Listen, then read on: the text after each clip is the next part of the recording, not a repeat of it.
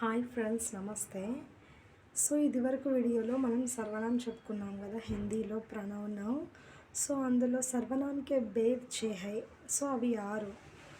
అందులో 6th one అయినటువంటి నిజవాచక సర్వనాం ఈ వీడియోలో ఇప్పుడు మనం చూద్దాము. నిజవాచక సర్వనాం యొక్క డెఫినేషన్. जो सर्वनाम 3 पुरुषों में निजत्व का बोध कराता है उसे निजवाचक सर्वनाम कहते हैं. जो सर्वनाम 3 पुरुषों में निजत्व का बोध कराता है. ఈ సర్వనామం వచ్చేసి 3 పురుషం అంటే ఉత్తమ్ పురుష్, మధ్యం పురుష్, అన్య పురుష్. సో దానిలలో ఉండే నిజత్వాన్ని గురించి తెలియజేస్తుంది ఈ నిజవాచక సర్వనామం. దాన్ని మనం నిజవాచక సర్వనామం అని అంటాము.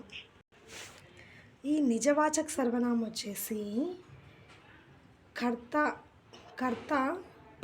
పక్కా అతను ఏం చేస్తున్నాడో, అతని పని ఏంటో చెప్పే సందర్భంలో కూడా దీన్ని యూస్ చేస్తామన్నమాట.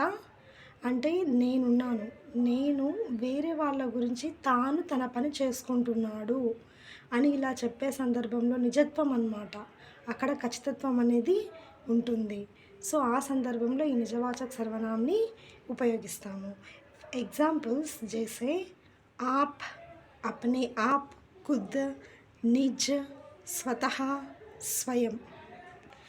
नेक्स्ट इंको रकंगा डेफिनेशन వచ్చేసి वे सर्वनाम जो कर्ता के साथ अपनेपन का भाव प्रकट करते हैं.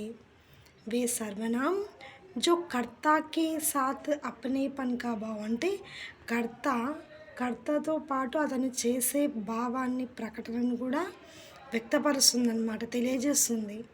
కర్తాకే సాత్ అప్నేపన్ కా భావ్ అంటే అతడు చేసే పనిని గురించి చెప్పేటప్పుడు ఈ భావం అయితే ఏదుందో మనకు తెలియజేస్తుంది అనమాట. దాన్ని నిజవాచక సర్వనామం అని అంటాము.